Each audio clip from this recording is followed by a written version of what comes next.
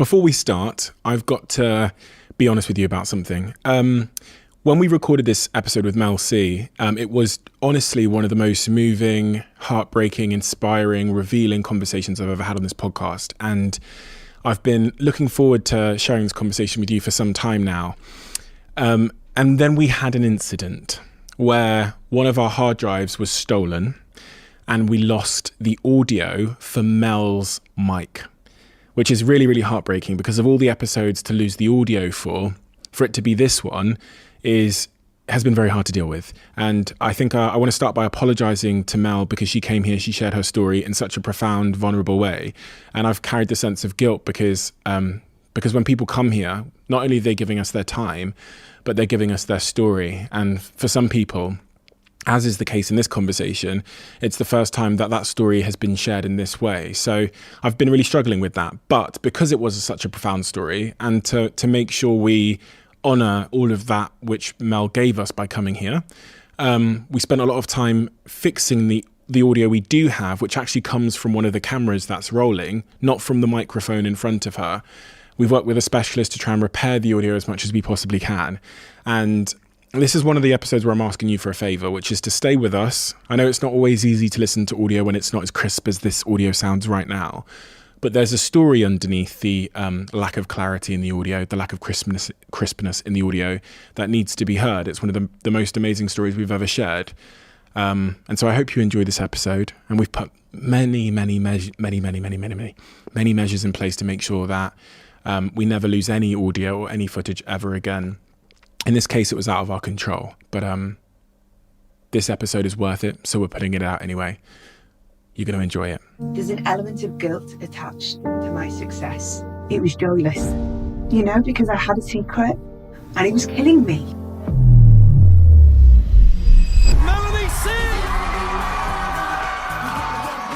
The early days of the Spice Girls were the best, and I feel blessed, but with it has been some really tough times. It was fucking dramatic how it went down. The tabloid media were brutal. We all got called terrible, horrible things. Did you notice a change in yourself at all after that? Definitely, that was the catalyst. Why? I became very, very ill. I couldn't control my eating. I was struggling to get out of bed. It was killing me. I think, did becoming famous ruin my life? Did it ruin me? Sometimes I question that. And yeah, that's my I'm like, wait a minute.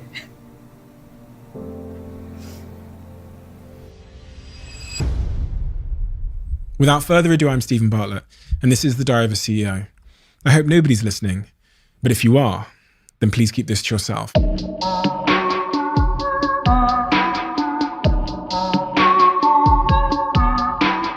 Melanie, when I sit here with people, I always try and figure out the best starting point. I always know I'm going to start at the very beginning.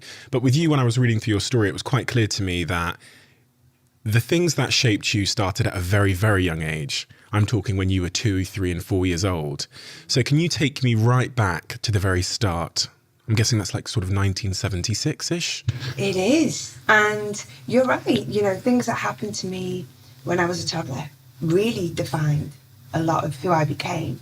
I grew up just outside Liverpool, and I was born in Wiston Hospital. My parents and I lived in a place called Rain Hill, and they divorced when I think I was about 3 years old. And my life kind of quite quickly changed, as lots of young people would be affected like that.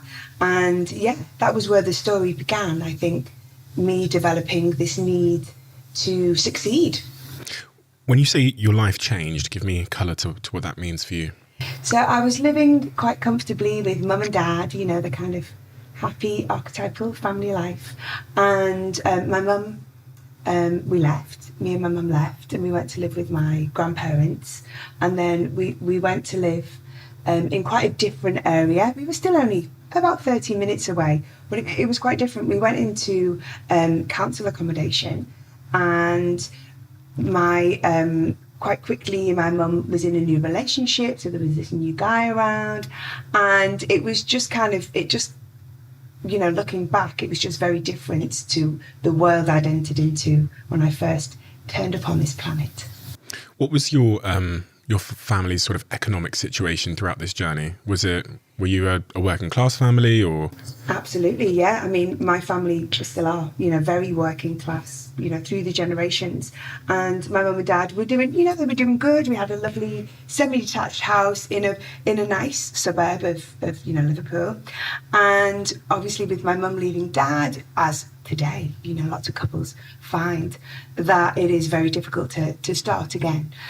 So we were, going into a situation where it was hard for mum to make ends meet.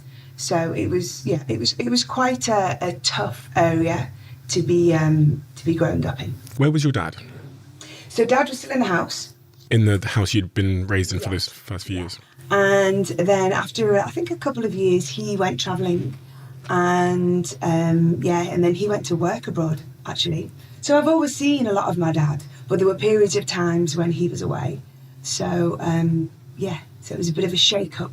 Quite early, they're formative years, aren't they? When you're that little, you don't think about it, because as a child, your life is your life.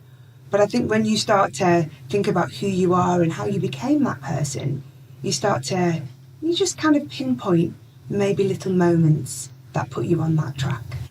So when you look back to that experience of your parents separating at a very young age and then your life shifting, and in hindsight, what impact did that have on you? Like when you look back and connect those dots, you can go, that's the reason for that. I think it kind of confused me, I think, as a young person, to have my location change, to be taken from the family home. And obviously I was tiny, so I didn't understand, I didn't understand adult relationships. I didn't understand why it was happening.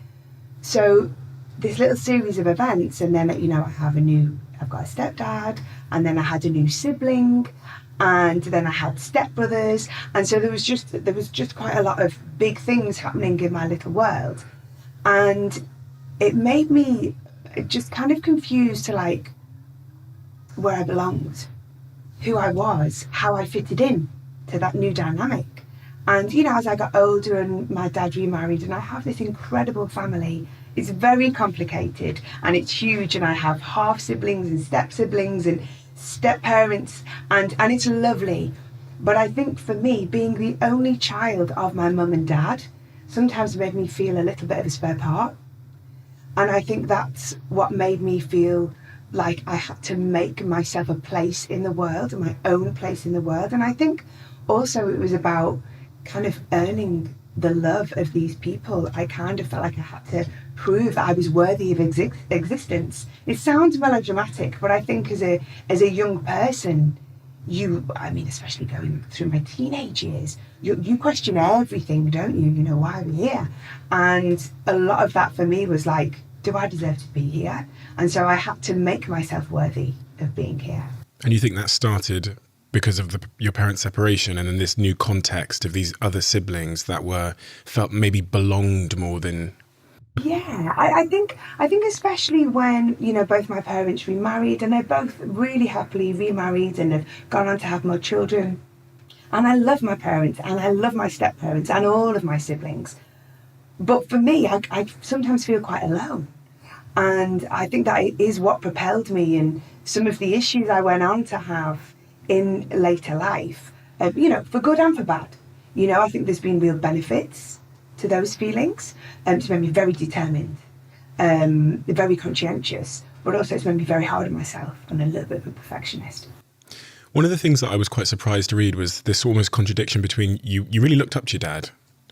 I think you wrote in your book that you almost worshipped him, but then when he left, it was almost like there wasn't a reaction from you. Yeah, I know. It's so strange to me. It's hard when you're that young, isn't it? Because your own memories are such little tiny snippets, and you remember, and we all remember things differently. But for my dad, I put him on a pedestal, and I still do. He's my hero, and he always will be. But yeah, he went away, and he went away for his own reasons, and as an adult, I completely understand that, and he needed to do that. But yeah, I kind of shut down, I think. And I think I kind of I have learnt in my life, which has been really useful in my career, that I can have these incredibly intense emotional feelings, but they have to be buried. Not healthy, but helpful sometimes. In the short term. Yeah. Yeah, but I think if your knowledge, you have the knowledge that you do that, I think that can help in just maybe not doing it, or trying to not do it too much. Is that the first time you kind of recall those early years where you think you might have just buried a set of emotions and not addressed them? That blocking out of it just to keep on keeping on? Yeah, I think some of it is my personality, but I think some of it was circumstance. That I don't like to rock the boat. I don't want to cause people problems. I want to always make sure everybody's okay. And I think that's a lot to do with worthiness, feeling unworthy, potentially. So I'm completely clear in my own mind, because I don't want to make any assumptions. That feeling of like not feeling worthiness came from that dysfunctional family dynamic. That's the first sort of hint you have of it. I think so. I think looking back, I grew up in the 70s and 80s, and for me, in the environment I was in at that time, it was really unusual that parents separated. All of my friendship group, they had, to me, what I saw as the happy family, the family unit. And I longed for that, and I didn't have that, and it made me different. And obviously, fast forward to today, and I think it's probably rarer to have the family unit. Life has changed so much. So that's how it affected me at the time. It made me feel like, an outsider and a bit strange. You moved to Runcorn with your mother, which is where the council estate is where you lived. That area isn't a good area back then. Yeah, Runcorn it's like a satellite town of Liverpool, and lots of people, it's kind of like Overspill. Lots of people were out there, and this particular estate that we got housed in was built, and it was, obviously there were so many families that needed to be housed, very much like today. And it was this like a bizarre architecture, and we had these huge round windows, and there was little houses. They were we used to call them the Lego houses, because they were like blue and yellow. It was, I suppose at the time it seemed very forward thinking, but I think unfortunately, it was one of those environments of which there are still many where problems can occur, because it's kind of set up. There are just opportunities, I suppose, for people to be quite discreet, and there was, lots of people there who were struggling, and I think it was knocked down. I think they started knocking it down in about 1990, because it just kind of got, too run down, I think. When you look back on your father's decision to leave, is there any feelings of like, I don't know, animosity towards that decision? For him to leave your life? I understand the separation, but for him to then be absent seems like it was, from reading your book, a catalyst moment for other things to then happen. Has there ever been any animosity towards, when you reflected on it as you grew up? No. Really? No, there really hasn't. Because I think, just that thing of being a kid and your life is your life. So it's just that you get told something like, oh, okay then. And I think when I became a parent, and I think about my daughter, and obviously I work away a lot, but I just, it's weird. I don't think you really I don't think you ever fully understand your parents, but I think you get a much better understanding of them when you become a parent, But at the end of the day, I think as a child, you look up to these adults thinking, they know how everything should be and how everything should be done. And then when you become an adult, you're like, I'm 50 in a year and a half, and I still haven't got a clue. So, and I still feel like a child, and my mum says, I feel like a teenager. And it's like, and I get that now. We're all just trying to figure it out throughout our lives, I don't think we ever get to that age where we go, I've got it nailed. Dancing seemed to be your first love as I was reading through your story. Yeah. Where did that show up? Where did dancing come from? I think like so many young kids, you have this moment where you maybe go to ballet or disco or whatever the local, was in the local club or whatever. And I went on to ballet and tap when I was so little I can't even remember. But it must have struck a chord with me, because when we moved to Runcorn, there was no way Mum could afford for me to do dance classes. So I had this period of time without it.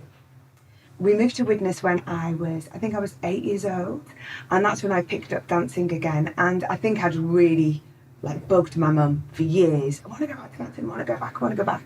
And I did sports at school, I'm just very active. I think was probably one of those kids who never sat still. I was always outside, I was always upside down or kicking a ball or something. And dancing for me, it was just a way of expressing myself and a freedom, and it was almost like a safe place as well. Safe place. Like many performers, and I'm sure you've spoken to lots of people who are like this, that I'm quite shy in certain aspects of my life, maybe like in a social aspect. Being at school, I kept my head down. I wasn't very academic. I did okay. But when I was dancing, when I was doing something creative and being able to express myself, I felt very confident and free and alive. So yeah, dancing school was where I really felt in my element. So you became a very obsessive dancer, practicer, very meticulous. Yeah, I think there's something about classical ballet and the training of that, which there's a lot of discipline, and it just really works for me. And even now, I have to have an awareness of this, that it's to have those parameters and to have that discipline makes me feel safe. I don't really know where that comes from, but I'm very hard on myself, and I think I'm a little bit of a workaholic, because I feel like when I'm in a workspace and I'm being very disciplined, that I'm safe. One might guess that if parameters and discipline and that structure makes you feel safe, then there might have been a time where a lack of parameters made you feel unsafe, or a lack of a foundation made you feel unsafe. Absolutely. I'm sure. I think there was a lot of, my mum's a performer, and, it's so weird now, because obviously I find myself in a similar position, but she'd be away, not an awful lot, but there'd be times when I'd be staying with other people, or, having babysitters, and, maybe there was a little bit of instability felt there, and that would definitely make sense. A bit of instability. Are you talking about your nanny?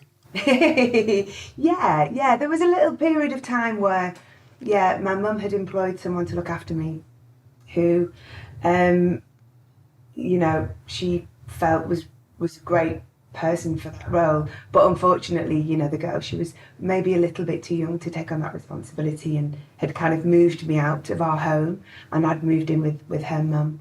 And it was all a little bit shady. But yeah, as soon as Mum found out, she put an end to it. But I think I was very quiet about it, because I was so little. I think I was only about 5. So I chose not to tell her. Probably didn't want to rock the boat. What weren't you telling her? That I wasn't at home, and that I wasn't being taken care of by the girl she'd employed to take care of me. That feels like a light way of saying something that is a little less light in reality. Well, again, I was so young. I don't think it's until I've got older that I've thought, that's probably something that would affect you in a big way. But at the time, it was just my life. You recite this moment of just waiting for this person that was meant to be taking care of you, just not showing up on many occasions, and you having to wait outside and weeing your pants at one point because you were waiting outside so long. Mm-hmm. Yeah, I remember getting back from school, and we had these horrible damp concrete steps up to the flat door, and no one was home, and just busting for the toilet, and I wet myself, and luckily the neighbour came home, and she took me in and kind of cleaned me up, and so that's, again, I was so young. There's just these little flashes of memories of those things. I think when you're young, you maybe don't. It's not that those. I think about my own life. Like, it's not that those things aren't impacting you. It's you're not really aware of the impact they're having, or the stories that they're making you write about yourself and about your situation. And then obviously, oftentimes it seems that we, including myself, then see the consequences of it, and in hindsight have to sort of piece together where that came from. But that's, I mean, when I read that in your book, that's almost like criminal negligence to treat a child in such a way. And I think about the departure of your father, your mum then departing to go and pursue her career, and then you ultimately ending up on these steps, urinating your underwear because of this negligent nanny. And that's where I think, that is, that must have been formative to some degree. Yeah. I mean, I'm a big believer in therapy, and I've been having it for many years. Probably I only started to do that because of my time with the Spice Girls and how much of a head fuck that was. But it's really interesting because you do look at your habits and the things that you do and why you do them, and so much of it comes back to your childhood. Dancing was your first love. You become very disciplined at that, and eventually off you go to study in London, and that's where you find singing. Yeah. Which had you been doing it before? Because my mum was a singer, and she had deals in the 70s. She had a couple of record deals with different bands, but, it hadn't worked out the way she would have liked it to. She did great, but didn't get to those heights that all of us performers would like to get to.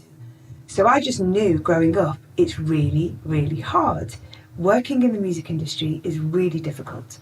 So, my young brain goes, okay, I want to be a pop star, but it's really hard. So I love dancing and I love singing. So theatre, because I loved musical theatre as well. I went to Performing Arts College and I was pursuing that. And I'd sung a little bit, but I never really had confidence in my voice. But there was this weird thing of, it just gave me so much joy, actually more joy than dancing. I was at college, I was in my second year, and we had these competitions that would happen every year. And I was singing a song, and it was the first time I just had a moment with an audience where I just really felt this energy, this transaction between myself and them. And it was when I was singing, and that was it for me. That was the moment. It was like, it is singing. That is it. That is what I have to do. So eventually you and 400 other young women respond to a advert in a magazine. Mm-hmm. What was that advert? Okay, so the stage newspaper was when you leave Performing Arts College, you're an actor, a dancer, a singer, whatever, you go for your auditions. The stage is where you find your auditions. Found myself at an audition I didn't want to be at, handed a flyer for a girl band, and I'm like, that's it. That's what I'm going to do. You get handed a flyer. A lot of people are being handed that flyer. Mm-hmm. Did you know then that you said, that's it, that's what I want to do. Did you know then that you wanted to be in a girl band, or did you mean, that's it, I'm going to apply and I think that's more befitting of where I want to go? It's hard to know exactly because of what's happened since then. Yeah, of course. But my telling of the story is, I just had a really strong feeling at that time that I was gonna, whatever this thing was, I was gonna be a part of it, and it was gonna be something incredible. What did that flyer say? I think it said something like, are you 18 to 24? I think it was like the wording of it, streetwise, can dance, sing, fun-loving, I don't know. Yeah. But it was just basically an audition, an open audition, anyone, come along, we're putting a girl band together, okay. Music management, and I went along to that audition. And how did that go? It went well. I was recalled, we had to dance, and then we were recalled to sing, and then we were all sent away, and then we were called back. But when we were called back, I was ill and I couldn't speak, let alone sing. So, I missed my first opportunity of being in this band. You missed your first opportunity? Yeah, so I was really sick. I kept getting tonsillitis. And I was really poorly when the recall happened. And so I begged my mum to call him and just say, give Melanie a week, let her get better, she'll come and sing for you. But they were like, no, we've already chosen the girls. I'm afraid. It's a no this time. And there was lots of auditions that were no's, so it was like, oh well, it wasn't meant to be. But then a couple of weeks after that, I got a call to say, somebody hasn't worked out, we'd like to see Melanie again. And then that was my chance to get in the band. Christ. That is a pivotal phone call. Isn't it? Yeah. It's bizarre. Yeah. And I often think about the other girls who had potential, because that still wasn't the 5 that everybody got to know. I think there were 3 girls from the beginning of the band being put together who didn't end up being part of the final lineup of the Spice Girls. It's funny, isn't it? When you think back at even being handed that flyer, you think, what path would I have walked potentially if that person that day hadn't given me that flyer? It's a really strange thought, isn't it? Yeah, it's a sliding doors moment, isn't it? But it's like, yeah, I really, because often in interviews you'll be asked, oh, if you didn't do this, what would you do? And I'm like, I have no clue. It's funny. I think about it because there was an early point in my career where I got a phone call saying a day before, saying this 16-year-old kid that was meant to be speaking at this event had dropped out last minute, and could I get to London? I had no money. I ended up bunking on the megabus.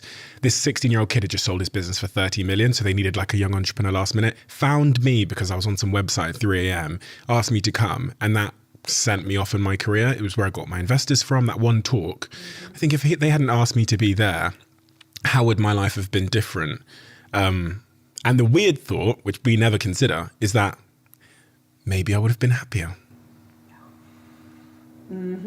Have you ever thought that? Often, yeah. I wouldn't change my life. Obviously, I'm so proud of the things that I've achieved, and I have an incredible life, and I absolutely do my passion. I've just had a weekend of it, 3 shows over the weekend. And I feel blessed, but with it has been some really tough times. And sometimes I do think, wow. I think, did becoming famous ruin my life? Did it ruin me? Sometimes I question that.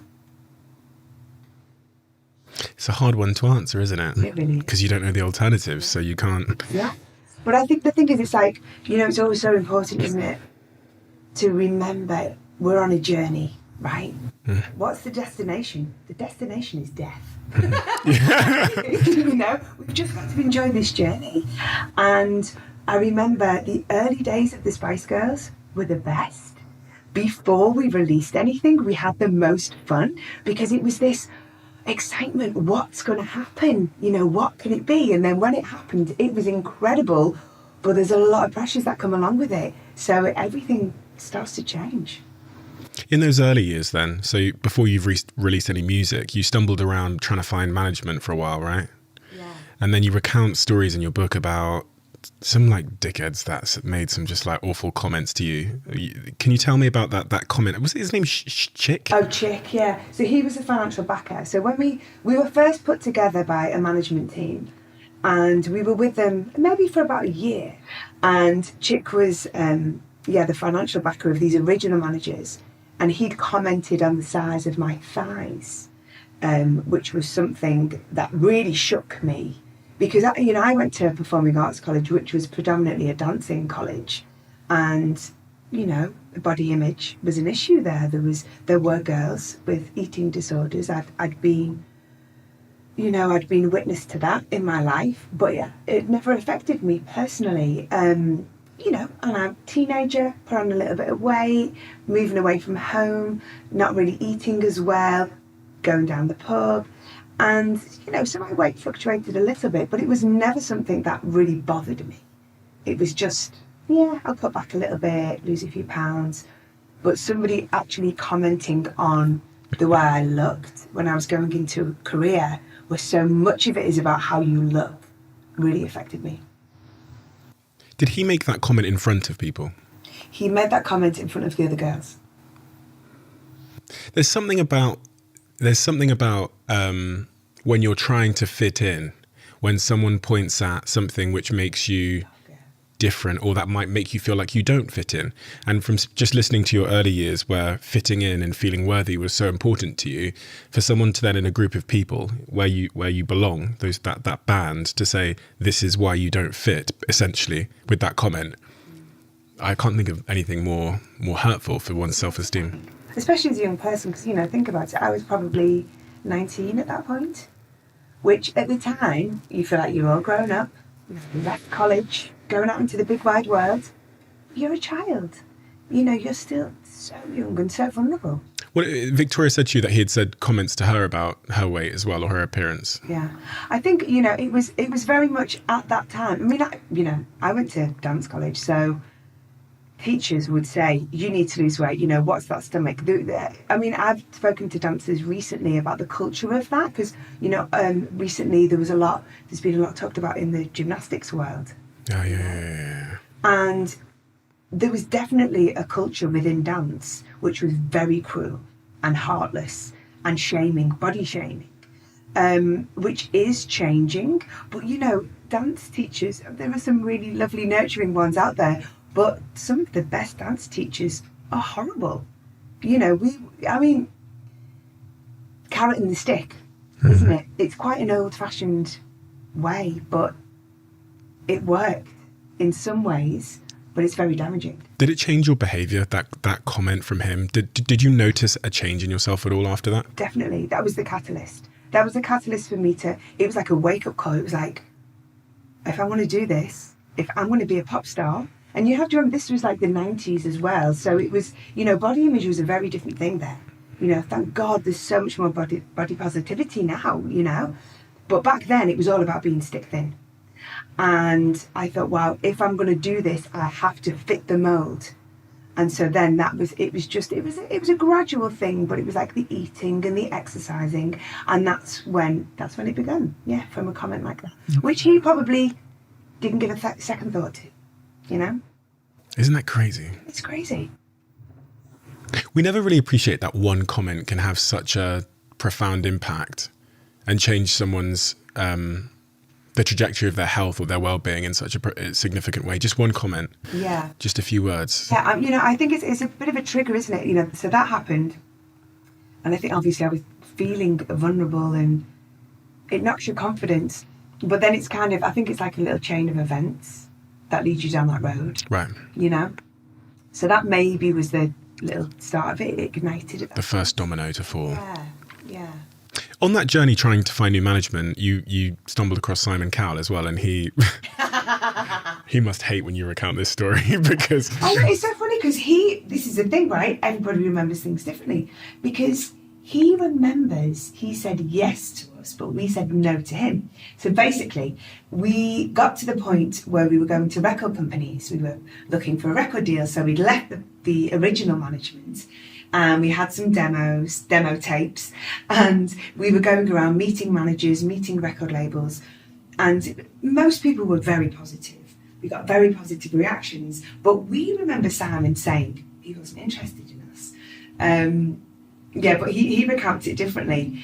So that's funny, isn't it? Because obviously then it was the 90s. He was a record company exec. He wasn't known to the wider public.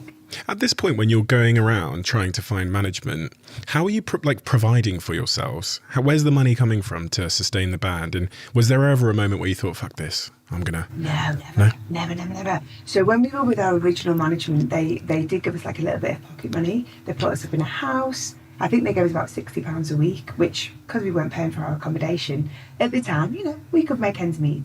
But when we left them, I think I went to stay with a friend back in Sidcup, where I'd been to college. So I was like staying in her spare room.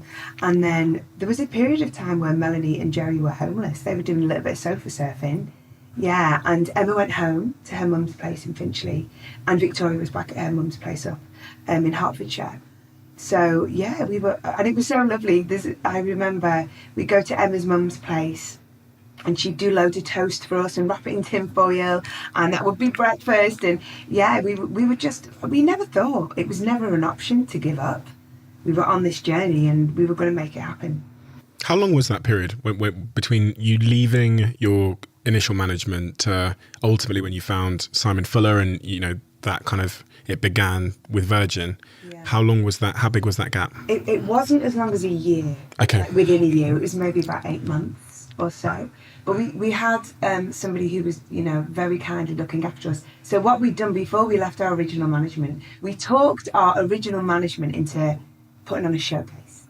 Okay. So we did that, and then we met some writers and producers and publishers, and we made some contacts, and we kind of knew already we were going to leave, but we just thought, let's get this out of them. And we did that, and so we pursued that, and we were with Mark Fox, who was head of publishing at BMG at the time, and he kind of took us under his wing and would take us out for dinners and got us to meet people, and that kind of got us on our road to success. And then you met Simon Fuller. We did.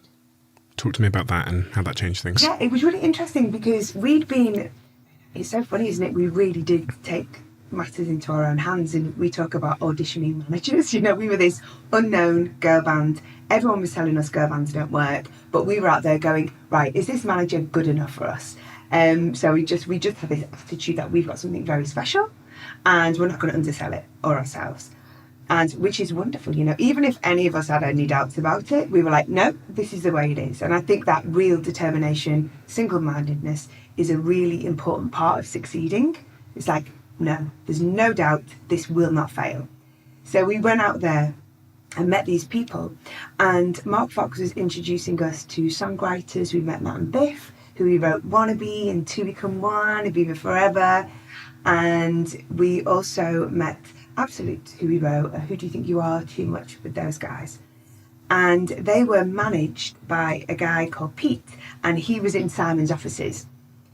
And Simon heard the music and wanted to meet us. So he was the first person who approached us. And eventually you signed with Virgin Records. Records, yeah. We gave everyone the run around, and we got their money up and up and up and up, as you could in those days. And we just loved Virgin. It was an incredible team, and we just had so much fun with them. They really shared our vision. Great A&R, Ashley Newton. You know, obviously, Spice was such a great album, as is Spice World. So yeah, it was like a match made in heaven. You recount that moment that Simon Fuller gave you your first 10K check, I believe. And this is before you've released any music, right? So this is like is this a signing bonus? Yeah, so we got like you get a advance when you sign a deal. Not so much these days, it's changed so much. But yeah, you get an advance. And we hadn't seen like what we would deem as proper money. And that was proper money. Look at all those zeros. What did you do with it? I think you know what I did with my first one, don't you? No, I don't. Do you not? Okay. The first thing I did... I do know you went and got some Nike shoes. I mean, honestly, this is... As soon as I saw that check, right? Yeah. You never get to check. Yeah. I remember like being like on this kind of stairwell in this party, give me a check, £10,000. And I looked at it and I was like, nice one. I went down to Oxford Street, JD Sports, and I bought the Nike Air Max that I've been like, yeah, I've had my eye on for weeks. I've named it. And what did you do with the rest? Just leave it in the bank? What did I do with the rest? I think I paid for some driving lessons. Oh. Yeah, I paid for my rent. And I mean, pretty much when you get an advance, whether it's with the record company or publishing, it's your living expenses. You know, when you're a young artist and you've not released anything, that's kind of what it goes on. How quickly did things move from the point of getting that check on that stairwell to Wannabe, the first single, taking off? How quickly was that? Gosh, you're really testing my memory now. I want to say it was around Christmas time when we got the check. And then Wannabe was released in July of 96. So maybe about 6 months. 6 months. So it's not a very long time, is it? It's not, and from what I read, the Wannabe didn't take a long time to record either. No, it really didn't. For a single. I wrote it in, it was definitely under half an hour. We kind of disagree. Was it 15 minutes? Was it 20 minutes? I mean, it was kind of thrown together. Was it ever going to be a song? We weren't sure. We were just kind of being silly.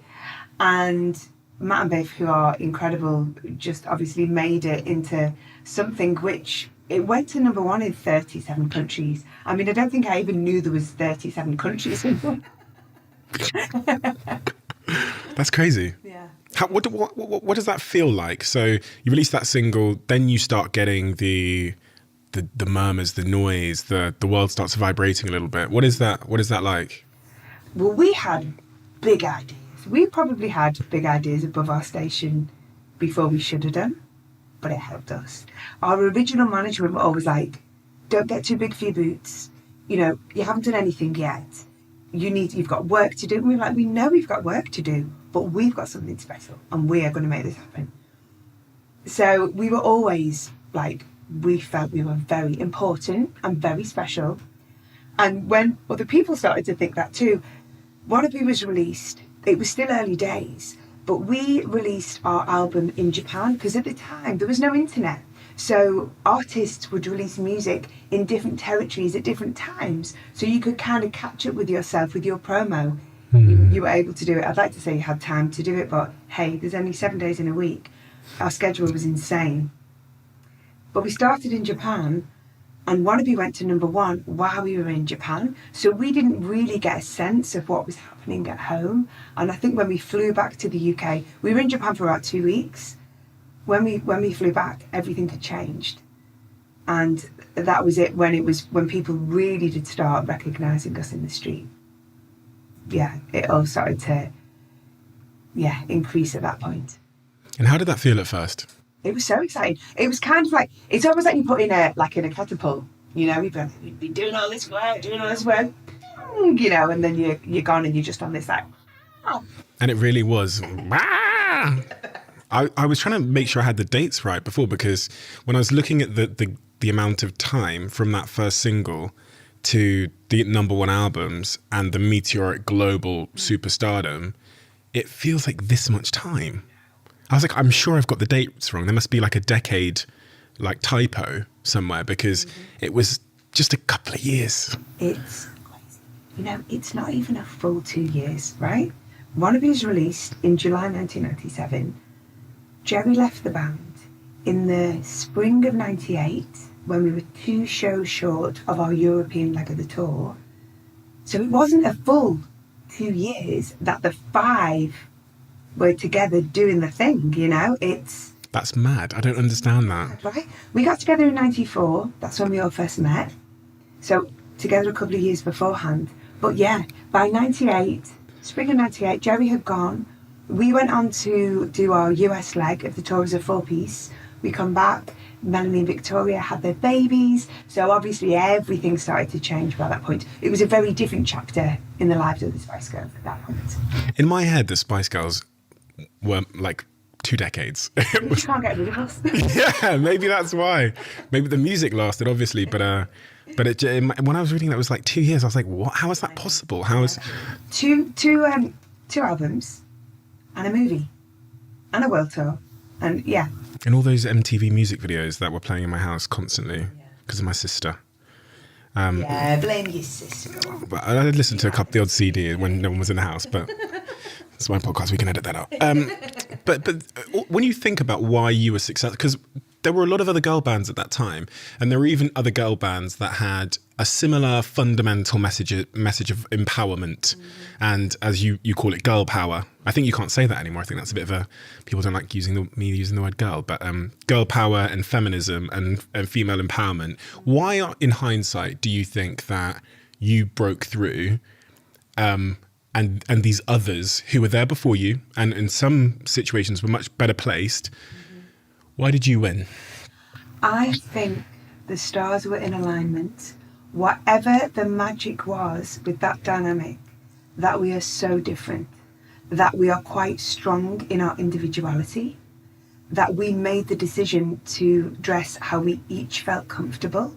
You know, girl bands before us had coordinated their look or had a certain look, and we realised that didn't work for us. We wanted to make pop music. We loved pop music. We loved so many genres, but we felt like there was a space for a female band. You know, we kind of looked at bands like Take That and New Kids on the Block, and there was no girl bands doing that, and that's what we wanted to do. And I just think just all those little elements, a lot of them accidental, you know, our nicknames, which we never came up with. It wasn't a marketing idea. It was Top of the Pops magazine. Peter Lorraine, who was editor there at the time, just thought it would be really fun to give us some nicknames, and they stuck and they became part of the brand, you know, and they still live on to this day. I mean, in the US, we're known mainly by our nicknames. So yeah, the stars, like I say, it feels like they were just in alignment. It was meant to be. We had this idea that something was going to happen, but I think it was written in the stars. Timing seems to be quite important in hindsight as well. When you think about where the world was it ready for this message? Was it ready for a band like this? Because, if you'd been maybe 10 years earlier, maybe it wouldn't have worked out, or 10 years later. But it's funny, the case of timing. And then even when you think back to being handed that flyer, the timing of that, it's quite serendipitous, and, the butterfly effect of just these things linking up, and it can be quite spooky. Yeah, it really is. You're right. At the time, so it was the 90s, it was a period of growth in the UK. It was quite a positive time for the country.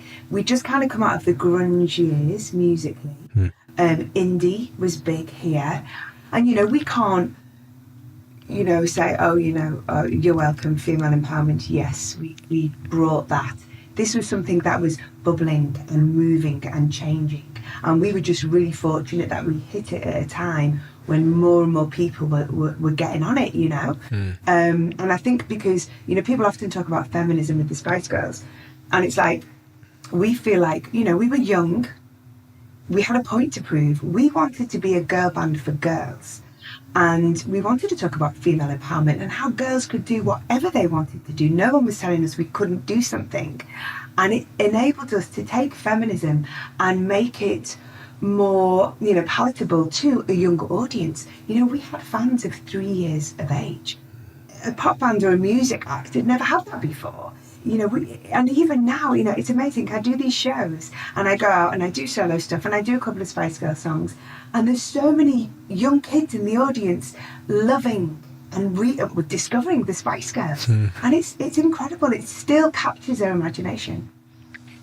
That pressure, though, people often talk about the pressure of being in a band, but the pressure of being in a girl band at that time, especially when even, the media were very vicious, and there wasn't an awareness around the impact of words on mental well-being and how that can impact people, strikes me as being an even more difficult time than today of being in, well, we have social media now, which is also an exacerbating factor, but talk to me about the pressure of public scrutiny back then on young women. You're right, the tabloid media were brutal. I think things have improved. Not that much. I mean, it is quite shocking now when I look back at articles from the 90s and noughties, just like the wording that was used. I think they're just a bit more sneaky with it now. They're still saying the same things, but in a slightly different way. But back then it was just brutal. I mean, I got called, we all got called, like terrible, horrible things. And as a young person, I think for anyone, and you're right, the generation now have social media to deal with it, which I think is equally as damaging, if not more so in many ways, because you can't escape it, can you? Your phone is there. I wake up, first thing I do, look at my phone. Luckily now I have the skin of a rhino, so if anyone's saying anything negative about me, I can usually brush it off. But yeah, back then I was trying to figure out who I was. Who am I? These people are telling me I'm this thing. They're criticising me. I'm not talented enough. I'm not pretty enough. I'm stupid. I'm a loudmouth. I'm this. And it's like, who am I? Am I who I want to be? Am I who they tell me I am? Should I be who they want me to be? And it's so confusing. And that was, I think, another, we were talking about these different elements that got me, because I became very, very ill around 2000, and the eating and the exercising, and from chicks' words and certain things that had happened, being photographed constantly but being commented on constantly, was a big factor in that journey. Your demeanor changed when I mentioned that. Did it? It looked like it genuinely. I could see how that phase of your life had impacted you, just from the change in your. Quite emotional. Yeah, I don't think anyone can ever, it's really hard, because I'm always in this place where there's an element of guilt attached to my success. And I think that's exacerbated by people going, well, you're famous. You know, you put yourself in that position. And something I explore in the book is, you know, people who want to be famous probably are the people least well equipped to deal with it, because, you know, we're looking for acceptance and love and adoration, and to be that vulnerable and to put yourself in that position only to be criticised is a bad combination. And I think, you know, with the tabloid media as it was back then, I mean, it's horrific. I mean, I've looked again recently because, you know, there's been certain reasons why I've been having to read old articles on myself, and I'm shocked. I'm shocked at the things I used to say.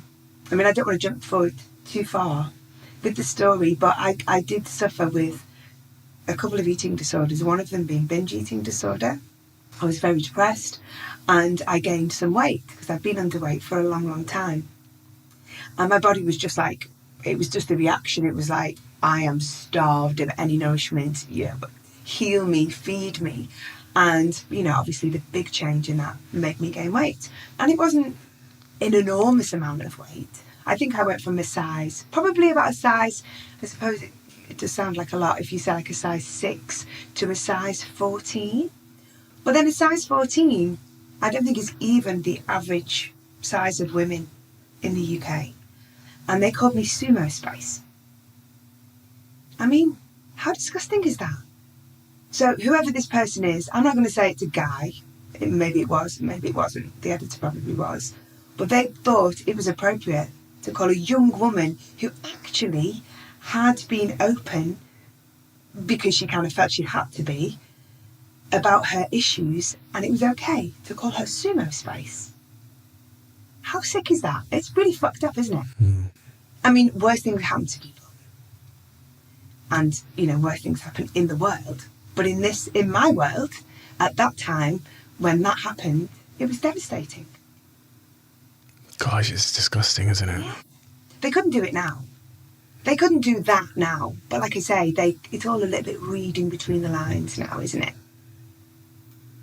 You were so young then as well. You were, you know, you're in your teen years, but you're still a child at that age. And as you say, learning who you are and what you mean. Was there a moment where you realised that, so that first comment from Chick changes your behaviour? Was there a moment where you look back on and go, that was maybe this, not the second catalyst moment, but my behaviour took a really sharp turn there in terms of like exercise and obsessing over food and fitting in? Yeah, I think it was more when we were in the public eye, being photographed, doing lots of photo shoots. Yeah, you know, some of it is linked to a need of control, isn't it? Because things at that point felt very much out of our control, even though we wanted to take this thing, you know, in our own hands, and we wanted to make it happen. I think because when things with the Spice Girls became uber successful, which was very quick after the release of Wannabe, we're flying all over the world. You're in a bubble. You're in this crazy bubble, and it's great. You're having an amazing time, but you can't do things on your own terms anymore. But you can control what you put in your mouth, or you can be in the gym where people will leave you alone because don't bother her, she's in the gym. You write about how you turned into a robot. Mm-hmm. What do you mean by robot? Okay, so I think I found it the only way I could survive the experience was by switching off my feelings. I had to eat a certain way, I had to exercise a certain amount, and I couldn't not do it. So I had to switch off any of those like human emotions or any of those, just even listening to my own body. There was a task that had to be done and I had to complete it. I'm a robot, I must do it. And that was kind of my inner dialogue.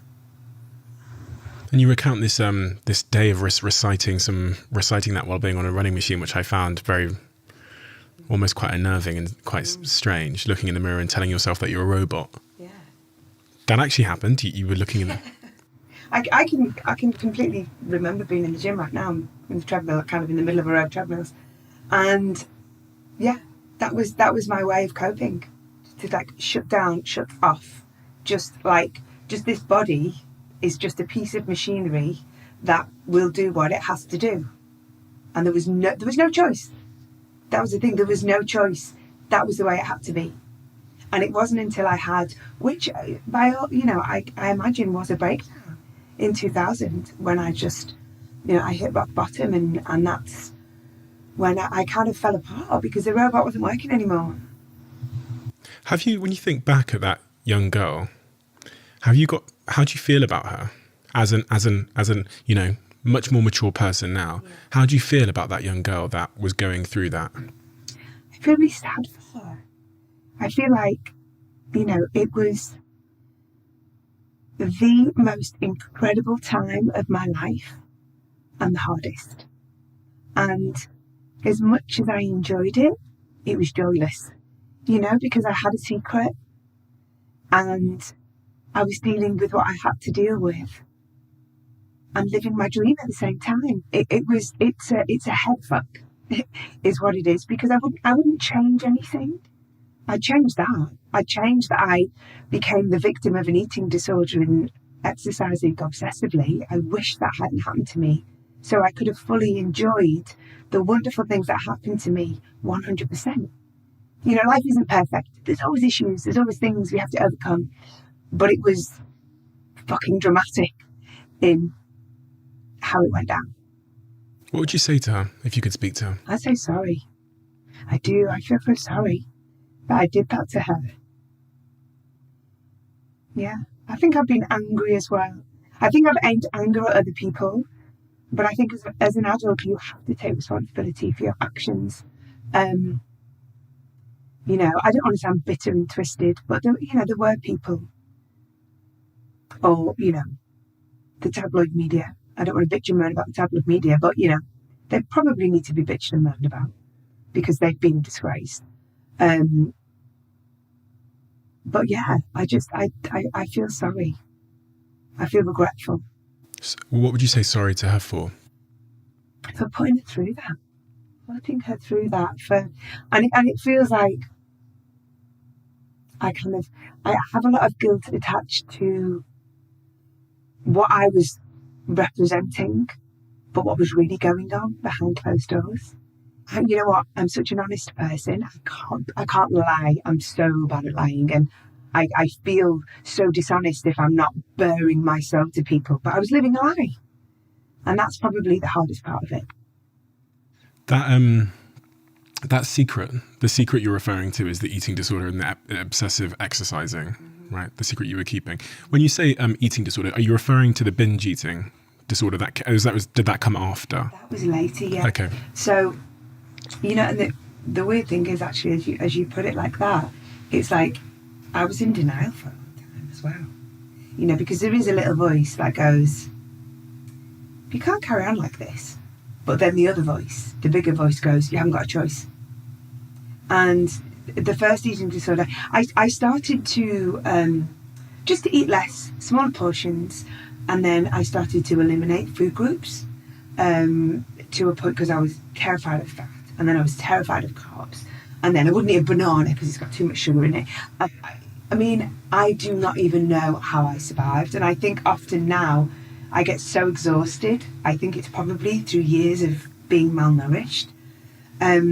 I lived on fruit and vegetables for about 2 years. And I was underweight, my period stopped. I've always wanted to be a mum.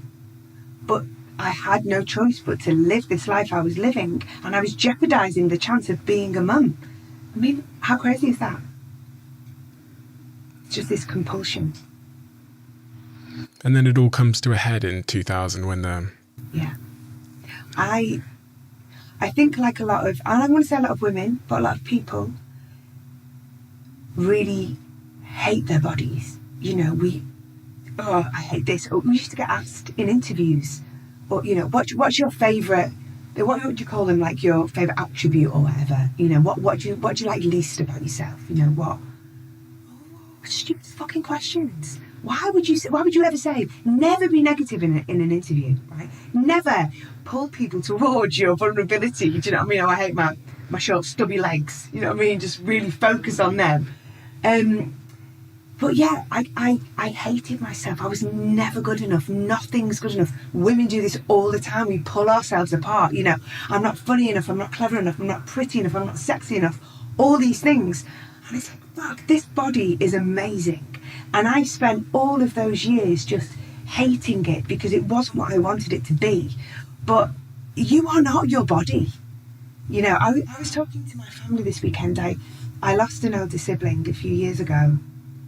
And we were talking about when people pass and, you know, and sadly he died of cancer. And we know in the last stages, people with cancer, it's awful to see them in that way. But I don't remember him in that way. I remember the essence of him. I remember how funny he was and how naughty he was. And it's not, I don't remember anything physical, you know, and it's just, we just need to get away from this physical being. What defines us? Fuck off. It's not what defines us. We are so much more than that. And I've completely forgotten what the question was, but I just got caught up. No, it's so powerful, and it was linked to it all of that sort of suppression and self-abandonment coming to a head in 2000. Yeah. So exactly, and I'd spent years like trying to make myself smaller, you know, fit into the form that I should be to be doing the thing that I'm doing, and it was killing me. And this is why I started talking about my body, because I'm so grateful to my body, because it took over, and it said to me, we can't do this anymore. You're not doing this anymore. We are taking the control away from you. And it was hard, because from being very restrictive with my eating and being anorexic, I started binge eating because my body, it couldn't cope anymore. It wasn't getting enough fuel, and I was depressed. I didn't know I was depressed. That never even crossed my mind that I had depression. I just knew I'd lost control over my eating, and that freaked me out because it was all about the way I looked. You know, it was vanity. I was like, fuck, I'm eating loads. And, you know, I feel very grateful. I was never bulimic. I tried. I couldn't make myself sick. And I'm so grateful for that, because I know it's a really difficult illness to recover from. So I was getting bigger and bigger and bigger because I was eating more and more and more. And then it was the vanity that took me to the doctors, as well as being really fucking scared because I didn't know what was going on. And I was struggling to get out of bed. And that was when I was diagnosed with depression. And that was my first step on the road to recovery. You go to that doctor who ultimately diagnoses you with depression. Can you remember that day vividly? I do. I really do. I remember sitting opposite him at his desk. And I think I said everything out loud for the first time about my eating, about crying and not being able to sleep. I mean, I didn't have the words. I didn't know what anxiety was. I didn't know what depression was. So, what did you say to him? Just because I want to get a colour of what the symptoms were that you hadn't yourself pinpointed as. Well, I was tired all the time. I couldn't control my eating. I mean, I terrified myself because sometimes I'd catch myself in mid-binge. It was such a compulsive thing. I'd just be in the middle of just eating, and I'd be like, what are you fucking doing? You know, and anyone, and sadly I know lots of people have these issues, it's like a cycle, because you do it and then you hate yourself.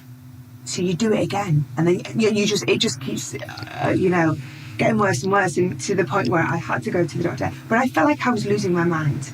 I felt like I was actually going mad. And I didn't have the right words, and I know they are not the right words that we use today, but those were the words I had. And he said, well, first of all, we have to deal with your depression. And it was like this weight was just lifted from my shoulders, because it was like, oh my God, it's got a name. It's something that can be treated. It's something you can recover from. And that was the beginning of a very, very long journey. A very, very long journey. A very, very long journey. Yeah. I think I'm still on that journey, to be honest. I think depression is always there. It's always waiting in the wings. It's looming. Well, it is for me, anyway. But I'm quite good at just keeping it at bay. You learn the tricks and the tools to keep it at bay. You describe, I believe, the fear of that looming depression, or I guess the fear of going back to former ways or finding yourself in that situation has been quite a scary thing. Is it a scary thing? Something you're scared of? I don't want to mischaracterize your words there, but is it something that sits at the back of your mind in terms of, that you fear there might be it's like a catalyst. There could be one thing that could. Yeah, the thing I fear the most is depression, because I've always felt like there's a fire in my belly, and even mostly at my lowest of points, I can go, this will pass, we can do this. But there are times within my depression where I've doubted that. And yeah, that's my, I might need a minute.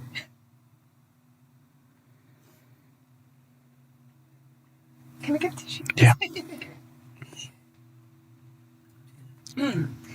My biggest fear is it's that, really overwhelming depression where you doubt if you can make it through beyond it. You had those moments post, mainly, where you didn't think you'd be able, there was doubt whether you'd be able to make it through a moment. Is this post leaving the Spice Girls predominantly, or was there moments throughout the experience where... We've never officially split up as the Spice Girls. Oh, really? Yeah. We took that decision because there was so much press, interest in us at the time. So, I was really, really struggling. We were working on Forever, which is the third album, as a 4-piece without Jerry. And I'd worked on my solo records, and I was having a really, really hard time, and it was too much. I found the environment too much, and I think the girls knew me too well. I was dealing with these demons, these inner demons, and they could just read me like a book, and I just didn't want to be in their company because I had to deal with it myself, So I did want to leave the band, but we took the decision to never officially split up because we didn't want the press intrusion. We were terrified because we knew. I slipped up once on a TV show. I did a show with Frank Skinner, and I used past tense. I said when I was a Spice Girl, or whatever the wording I used was, and the press jumped on it. And there was camera crews outside my house the next day. Really? And they chased me down the road, and it was just like we couldn't. None of us could face that. And the beauty of that is now we kind of feel like at the time we needed separation. We'd been like this. Our lives had been so intertwined that we needed that space. But now we've had time to do that and grow and become individuals and mums and have these separate lives. We can come back together, and we really enjoy each other and respect each other. So we quite like that. We've never split up. You know what I mean? Like we'll always be Spice Girls. When people say former, I'm not a former Spice Girl. I am a Spice Girl, and we will always all be Spice Girls. Even Victoria, when she didn't get on stage in 2019, she's still a very, very important part of that show. 2019. You're you recount in your book about how coming back together was actually a really pleasant experience, and it taught you a lot about your previous time together in the Spice Girls. But let's start with the point about Victoria then. A lot was written about that. Obviously, when press do interviews, they're trying to twist your words and find something. Wow, how can we turn them against each other? Like that's the game, right? They do. So how did you all feel when you knew that Victoria wasn't coming back to the group and you were going to be doing it as a full? Yeah, there was a few feelings about that. Because obviously we were gutted. Well, you would be. Wanted her there. Yeah. Totally wanted her there. And we were scared because we thought, shit, are people going to want us as a 4-piece? In a different configuration. And the thing is, let's be honest here. Victoria is a huge international icon. She has gone on to be something in her own right. In the fashion world, in the world of celebrity, she's much bigger than the others of us individually. I don't think anything's as big as the Spice Girls. We all feel that.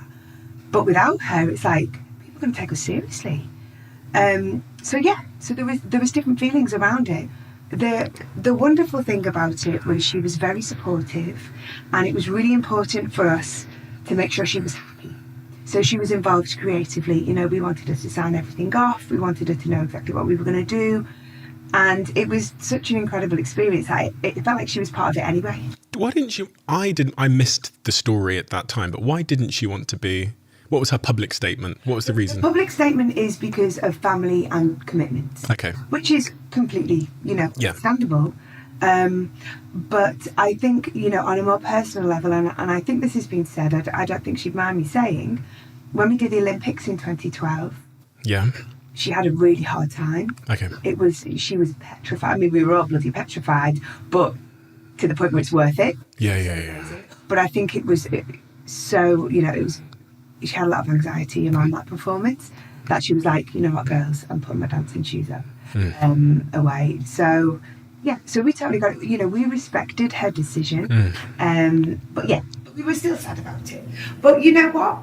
We went on to have the most successful tour we've ever done. With her blessing, sadly without her. But we did it, and it was incredible, and it really is truly some of my happiest Spice Girls memories.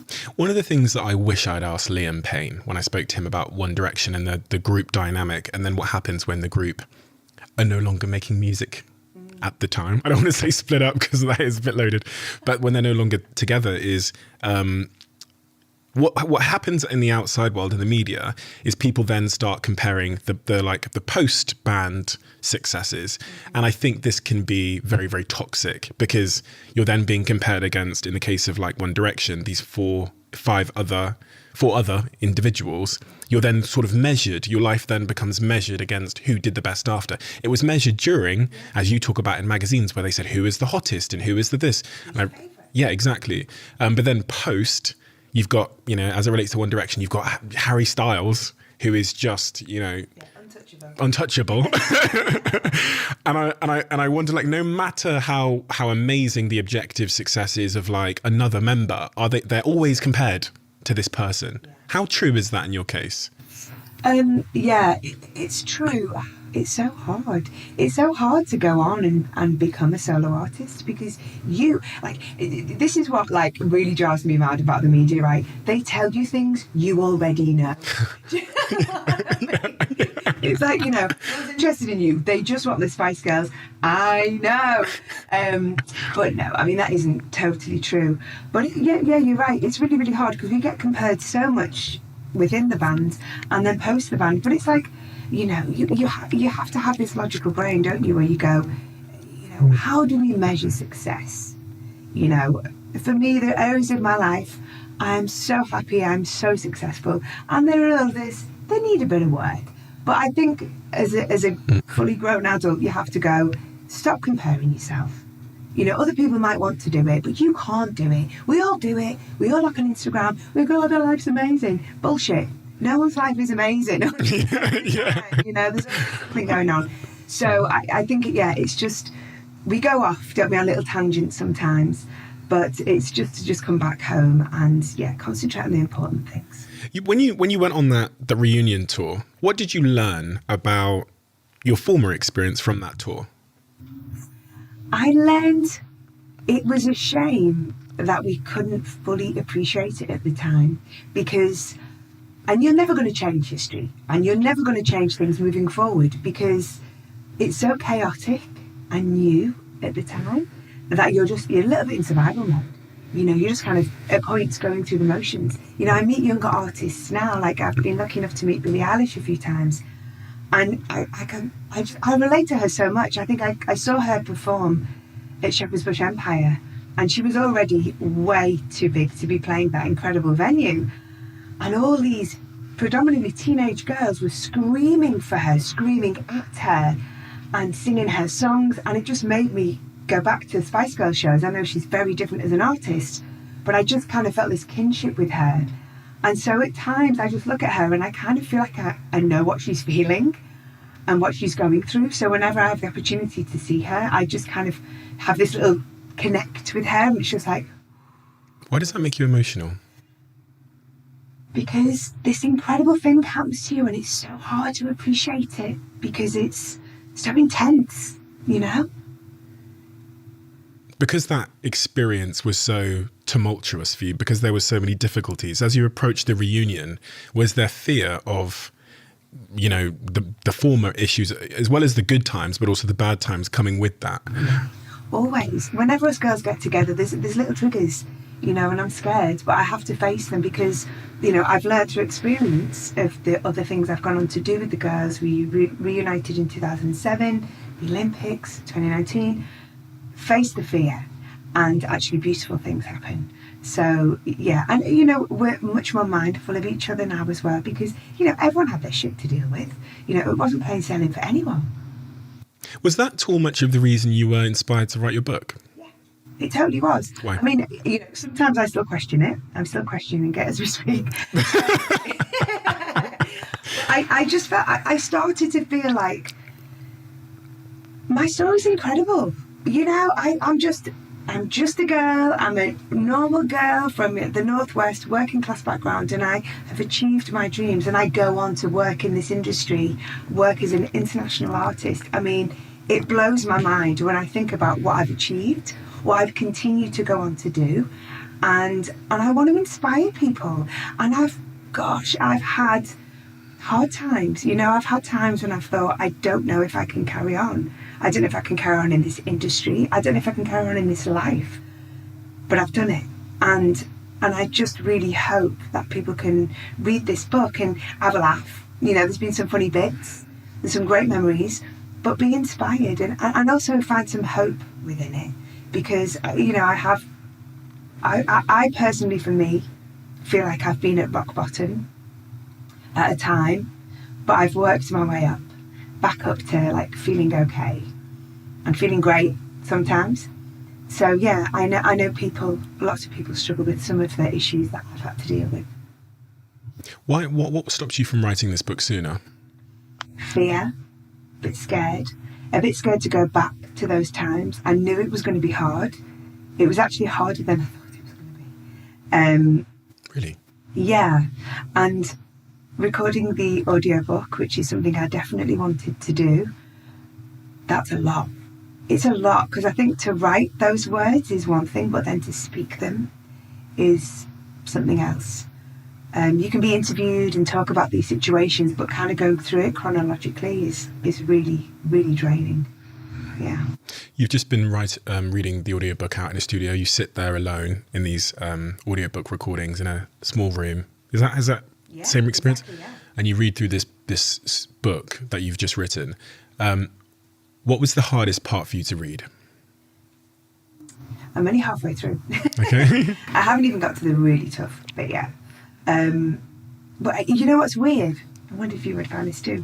Sometimes it's the things you don't expect to get you.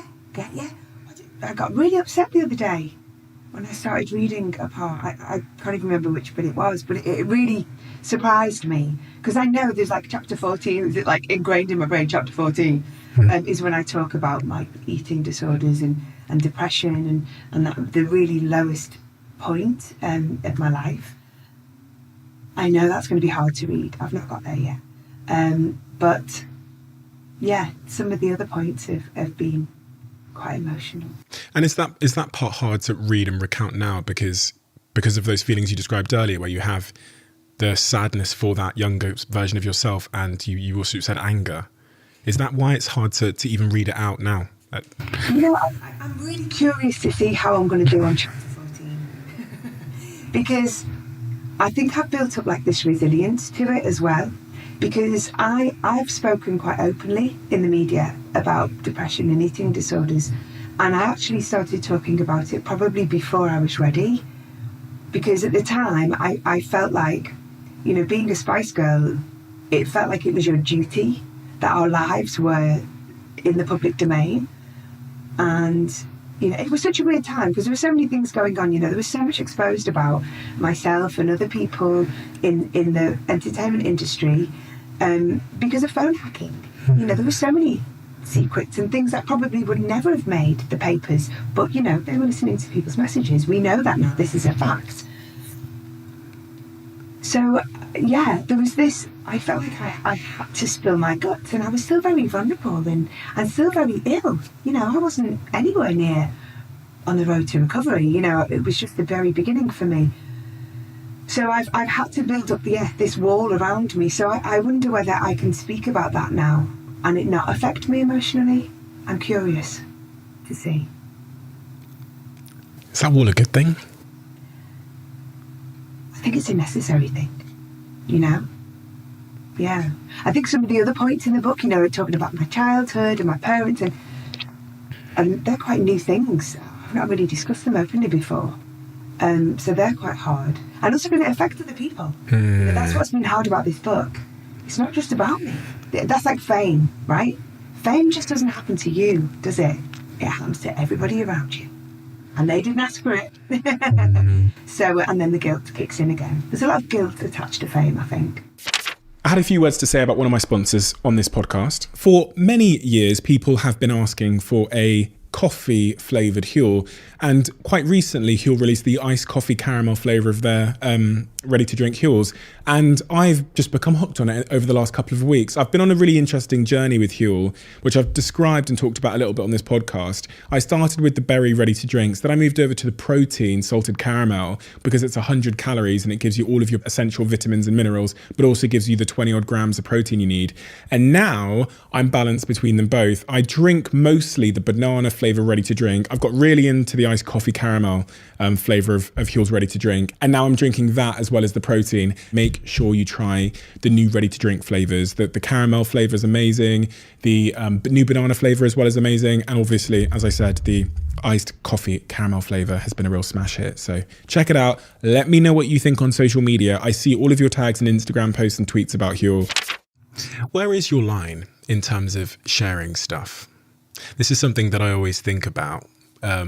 Obviously I have a podcast, so I talk a lot about my childhood and all the things that happened. And I've always wondered, you know, there's being transparent and honest because it will help others that have gone through that experience. And that's really important. That's how we all learn. You saying one thing can quite literally save lives. But where is your personal line in terms of, because you kind of alluded to it there, where there's things where you just can't, maybe it's not the right time or... I think, you know, what's really important with this book is it's my story and it's in my words and it's my perspective. And I think the line for me is, you know, it's not my place to tell other people's stories and, you know, to the point of hurting other people. That's I couldn't live with myself. But I know sometimes we hurt people unintentionally. You know, so that's probably my fear around the book coming out now. It's not my intention to hurt anybody. I've tried to be very careful. But obviously, like your parents reading how you feel about things, you know, that's going to hurt. One of the things as well that fascinated me was your relationship with money, you know, and this suggestion that you had almost guilt for your success. I've heard that a few times on this podcast, and it always seems to come from people that have a working class background. Yeah. Can you tell me about that from your perspective?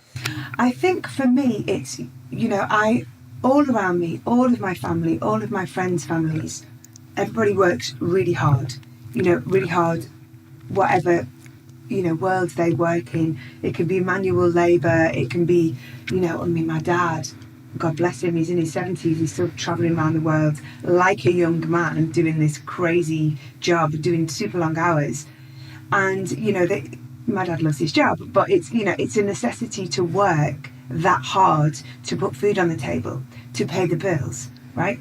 My work can be hard, it can be grueling, but I go on stage and I sing and it's my passion. And I'm very lucky to do it. And sometimes I could maybe earn in a day what people in my family might earn in a year, you know? And so there's guilt attached to that. When you think about the thing that made you successful the first time round, you talk about it a lot, that, and I talk about it as well, that insecurities were one of my biggest drivers. They were this, you know, you're trying to fill some kind of void and it ends up resulting in perfectionism and overworking and all those things. How do you control that, sort of those inner insecurities that, I could probably ask this question in a different way, those things that drove you then, yeah, which ultimately are quite unhealthy and toxic and end up creating a lack of balance in one's life.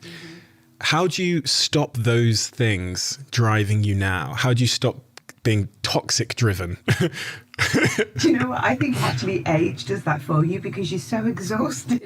Right, yeah. You haven't got the energy Right. to be that. I think the thing is, we live and learn, don't we? And I'm a mum now, so I have a different set of priorities. I love my work. Sometimes I get the balance completely wrong. I'm with the book and everything, my workload is huge right now. It's the school holidays, I'm not around enough for my daughter, so it's eating me up inside. But, I will find the time, and we've got holiday plans. And I think it's just kind of learning from past mistakes. That, be driven, but not to the point where it's detrimental. The biggest mistake I made as a young person was I believed other people knew better than I did. No one knows better than you about you. Just listen. And it's so beautiful. I spent so much time this weekend with like really young people in front of me, and I just look at them and I just think, just don't lose the essence of you, because I think when you're a kid, I mean obviously people have different circumstances, but this essence of you has all the answers. It's all you need, and then life comes in and just like makes it all a bit out of balance. So I just like really encourage young people to just really, trust their instincts. I've been thinking a lot about that lately. I've been thinking, because when I go up on stage and I try and give people advice, people will often sometimes overcomplicate the answer. But as I've looked back at my own life, and what I'm hearing from you as well, is that I knew the answer the whole time, but there was a narrative that persuaded me to ignore it. So sometimes that can be your immigrant parents telling you to go and become a doctor or a lawyer when you really want to just dance. And so you kind of place their narrative over the top of your own feeling. And then the other one can sometimes be social media, which tells you that you should be an X or a Y or a Z.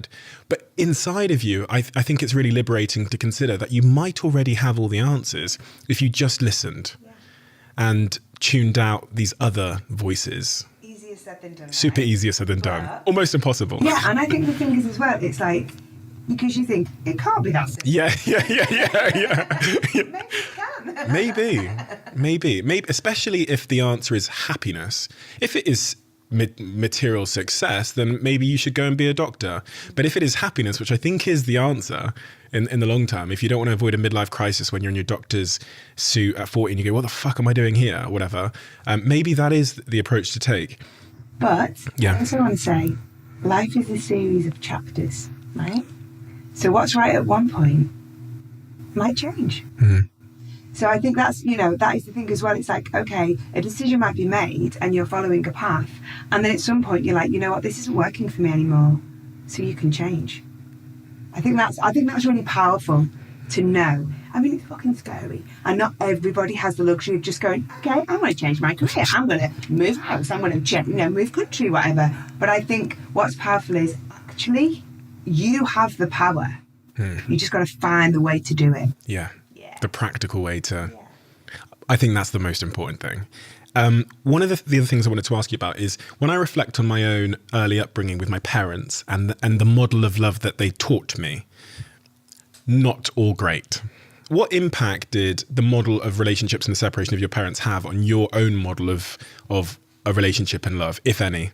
I think the biggest impact that my parents' relationship and breakdown of their relationship and my childhood has had on me is that I yearn for a family. I yearn for that security. And I have a little girl. I'm not with her dad. And that was really difficult because I didn't want for my little girl what had happened to me. So yeah, I think I'm always looking for that environment that I don't feel like I've ever really had. We have got one last question for you. So the last guest asks a question for the next guest, but they don't know who they're asking the question to. So they write a question in the book. I don't see it on my mother's life. I don't see it until I open the book. That was the last question. Okay, here we go.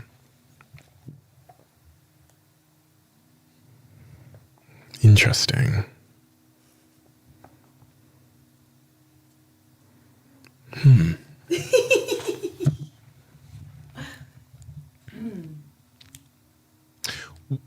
This is interesting because it's a question we've been asked once before, so it's interesting that it's come up twice.